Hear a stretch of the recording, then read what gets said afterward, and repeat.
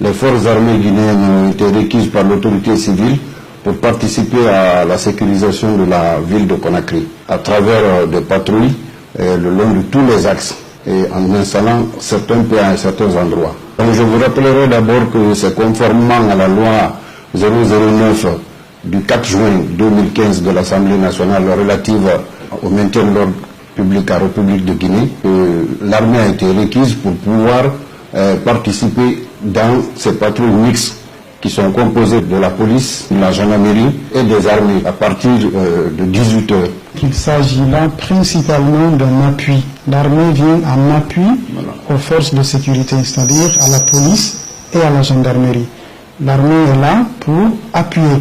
Et cela aussi, il faut rappeler que depuis déjà plusieurs années, depuis 4 ans, ces patrouilles mixtes existent, c'est-à-dire police, gendarmerie et armée. Il s'agit de lutter contre la criminalité, mais sécuriser aussi le territoire, surtout la zone de Conakry. C'est l'ensemble du territoire de Conakry qui est concerné par cette opération. Donc il faut préciser que l'armée vient en appui et que l'armée commence ses patrouilles à partir de 18 heures. C'est la nuit que la présence de l'armée va être constatée, mais durant la journée, elle est statique. Elle ne bouge pas. C'est la nuit que l'armée participe aux opérations. Toute la journée, cette tâche est dévolue, comme la loi le confère, à la police et à la gendarmerie. Voilà, je voudrais faire cette précision en disant que l'armée ne se substitue pas à la mission régalienne des forces de police, c'est-à-dire le maintien de l'ordre public relève exclusivement des forces de police et de gendarmerie.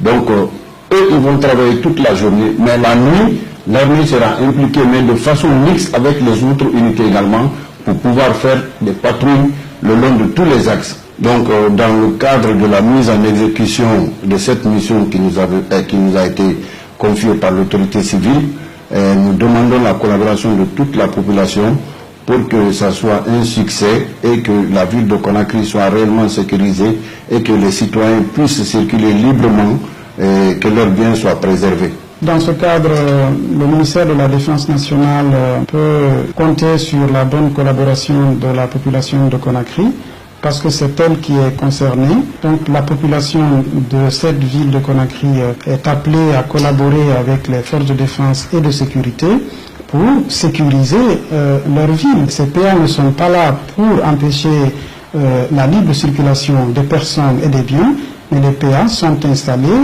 là où ils sont installés pour justement renforcer la sécurité.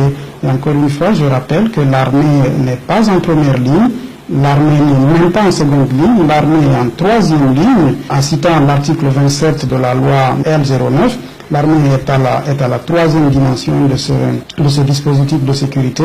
Elle vient en appui et je précise de nouveau que ces opérations que l'armée mènera se feront uniquement de nuit. Et l'armée ne va pas participer, cela est déjà acquis, aux opérations de maintien de l'ordre public.